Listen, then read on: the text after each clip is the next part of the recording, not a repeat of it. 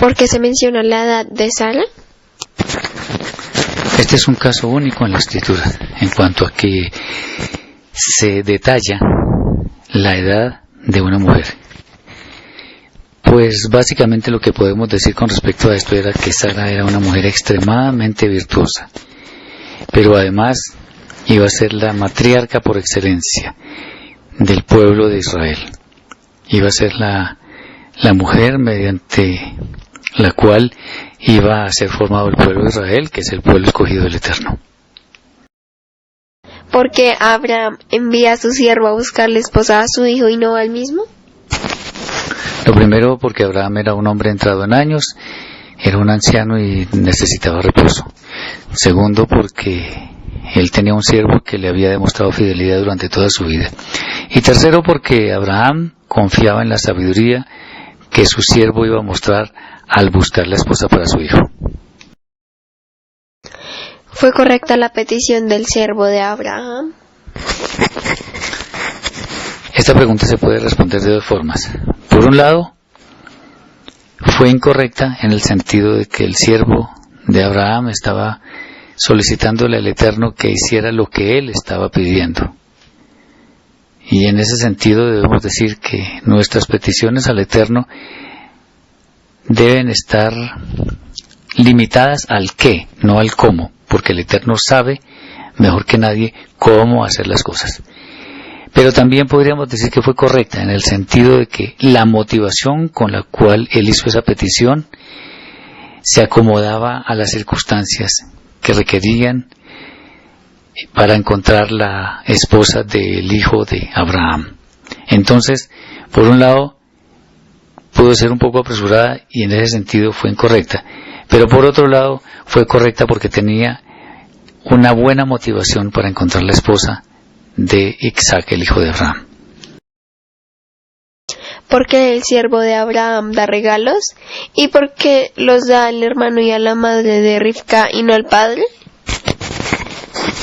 El siervo de Abraham da regalos para demostrar la sinceridad y seriedad de la propuesta que iba a hacer respecto de Rivka.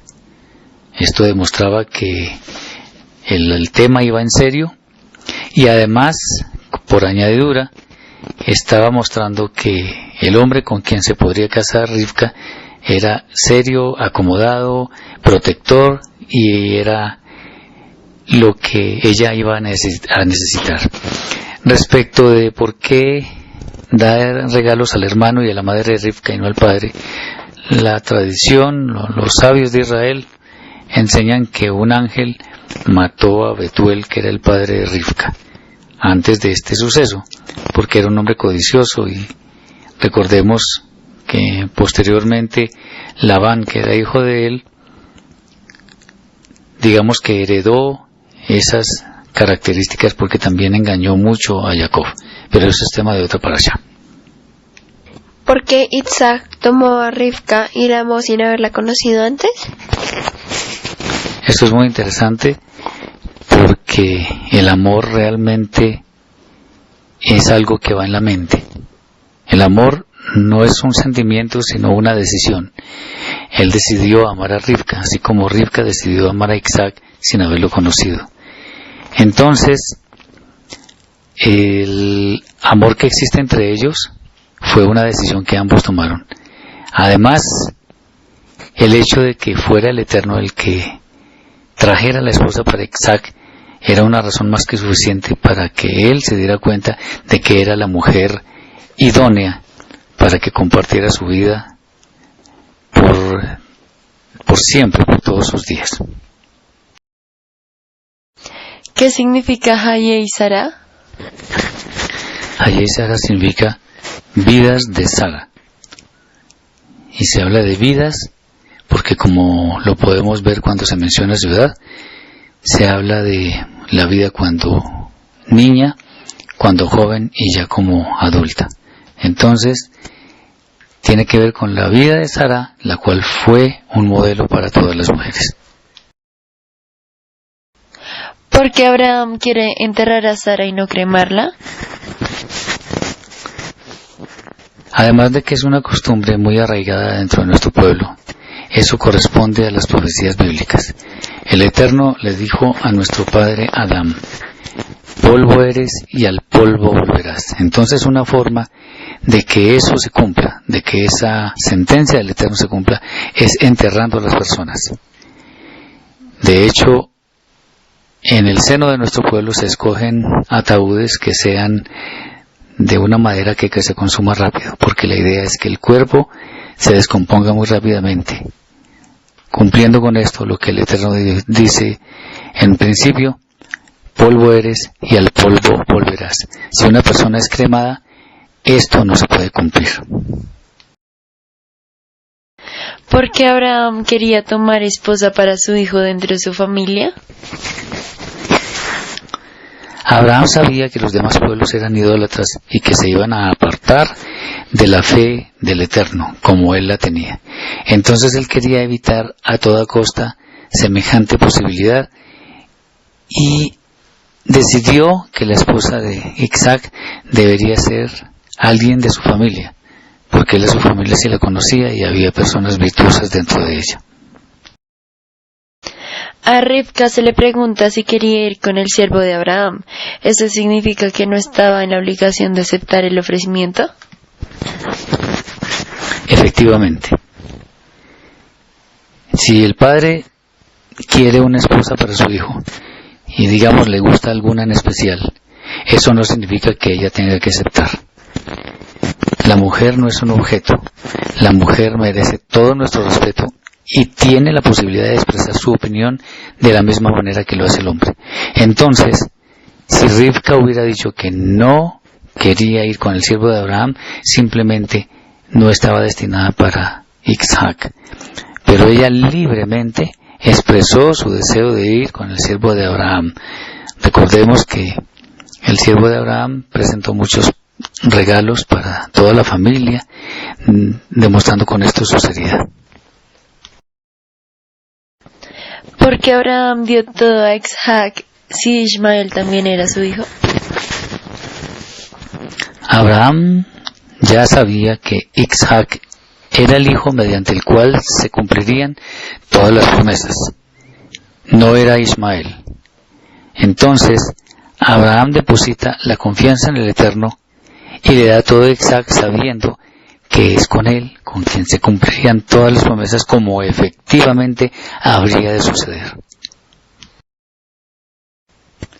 ¿Por qué Abraham negocia la tierra y no acepta que se la regalen? Porque Abraham era un justo, era un hombre honrado, era un hombre leal. Y él quería negociar la tierra para que efectivamente, en forma legal, todos supieran que la tierra le pertenecía a él. De tal manera que él pudiera enterrar a su esposa y que nadie pudiera decir que le había hecho un favor regalándole la tierra. ¿Por qué Abraham le dice a su siervo que ponga su mano debajo de su muslo?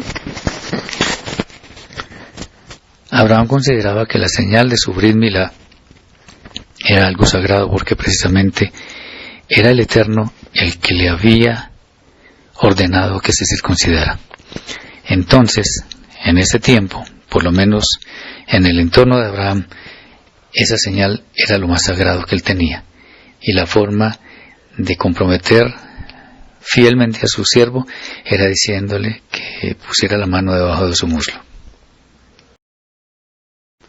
¿Por qué ocurrió todo lo que el siervo de Abraham le pidió al Eterno? Porque la intención del siervo de Abraham era absolutamente correcta.